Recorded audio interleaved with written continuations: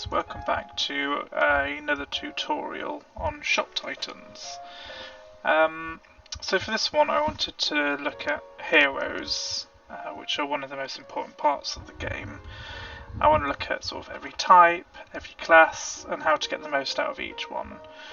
And obviously, you know, we've got different types of heroes. We've got our fighters, rogues or spellcasters, but this video will be focusing on the red type or the fighter. But before we jump in, just wanted to say I'm not really an expert and I don't claim to know everything. We all know there isn't one true way to play this game.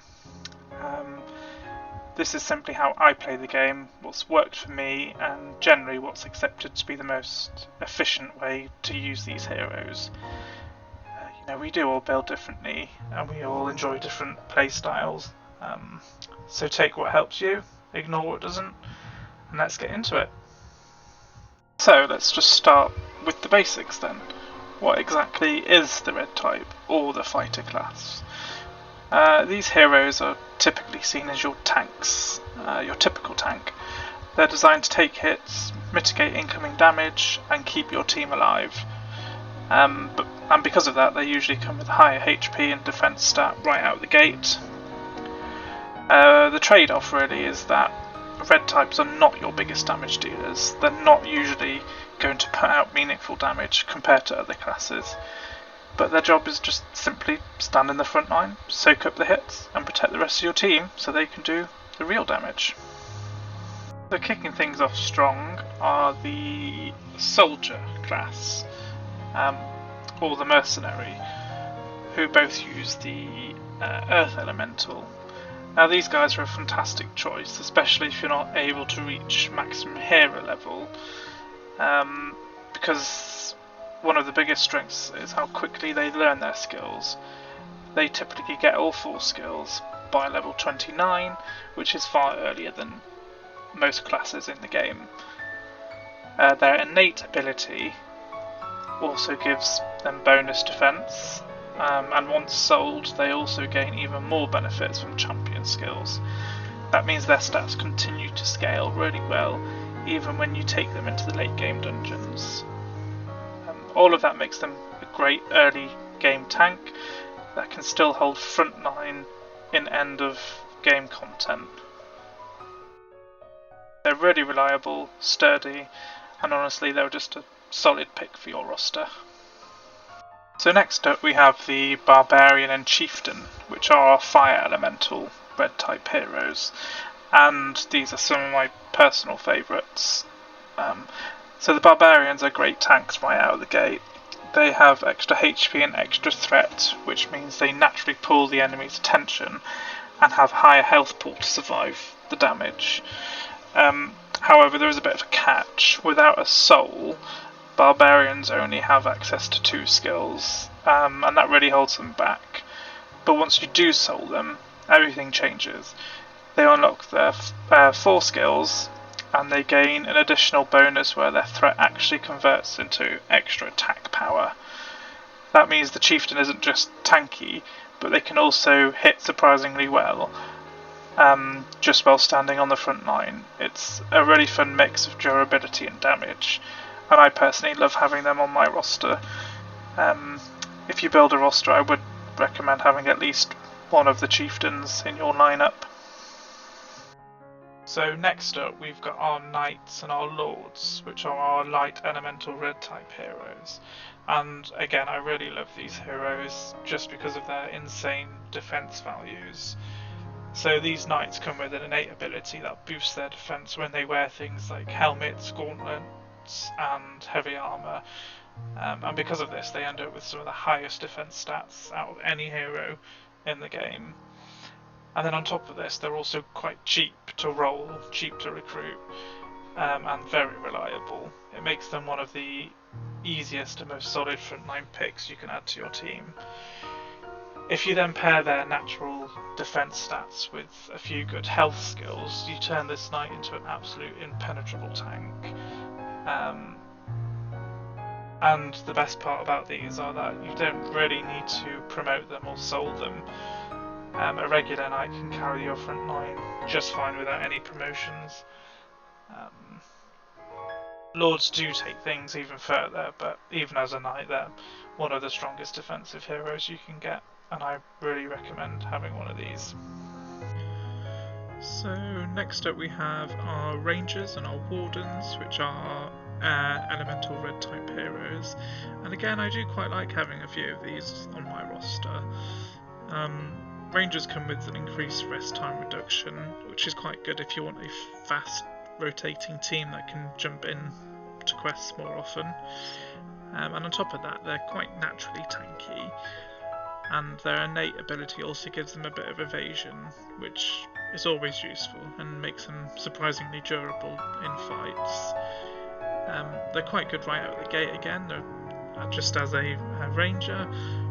They don't really need a soul immediately to perform well, but once you do promote them, the Warden just gives them a little bit extra resting time and a bit more evasion. It's a simple upgrade, but it makes it more efficient and even more reliable when looking at fast quests or a reliable frontline tank, really. So next up we have our samurais or daimyos, which are our water elemental red types, and I'll be completely honest with this, I'm not a huge fan of these hero archetypes. I've not really used them on my roster, but if you do run a daimyo and you love them, feel free to drop your builds in the comments below. Prove me wrong. But from what I understand, samurais aren't really great in the traditional tanking position, in the way that their innate ability gives them guaranteed critical hits on the first round. That also ignores elemental barriers. On paper it sounds okay, but when you look at a roster as a whole, it doesn't really bring much to the table, especially when you have other heroes that can do similar things. And in terms of tanking, it doesn't really pop out to me as a good tank. But I could probably see a party of 3, maybe 4 samurais doing some fun burst damage runs, but as a frontline tank it's not really my cup of tea. They're flashy, but something I personally don't rely on. Next up we've got the Berserkers and the Jarls, which are another fire elemental red type hero, and these tanks can be really fun to use. Their innate ability scales their attack and evasion as their HP falls, so the lower their health gets, the stronger and slippier they become. It's like they naturally gain built-in attack and evasion skills just by taking damage. They're still incredibly tanky at the same time. What this means is that you can build very defensively, give them a good health pool, and as soon as they start losing health they actually begin to deal respectable damage. It's a really cool risk-reward playstyle that makes them feel quite unique compared to the other tanks. And on top of that, they don't really need souls or to be promoted right away to be effective, but once you do promote them they become that much stronger and even more durable. I genuinely like these heroes. I think they're quite chaotic, they're powerful, and they're a blast to run in the front line. And last but not least, we have our Dark Knights, which are the edgy dark element tanks of the roster. So right off the bat, their innate ability is really quite interesting. So any enemy that drops below 10% health or lower gets instantly executed when the Dark Knight hits them, which is just a great way to clean up fights really fast and reduce the potential damage that you will be taking.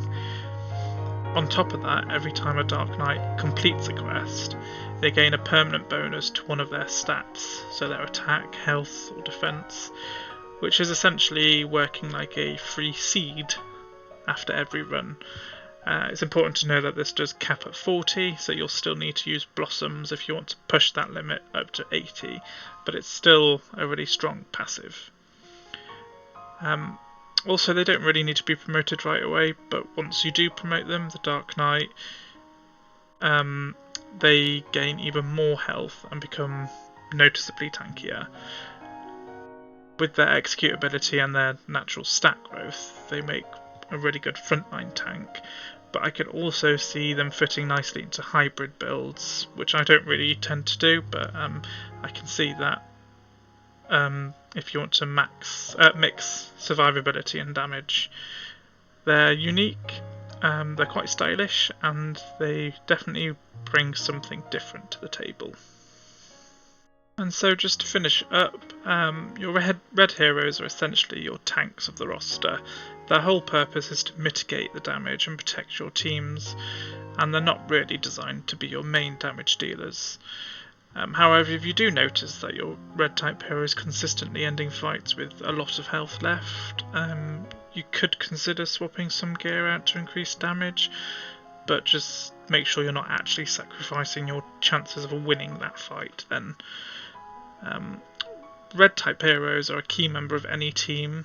I wouldn't recommend running more than one at a time in a team. They work best when you pair them with other heroes like your green or blue heroes, which I'll cover in later videos, because your red hero will absorb the hits and the others will deal the damage. It's a simple but incredibly effective team structure. Thank you so much for watching, and please stay tuned for the next tutorial in this series. Bye!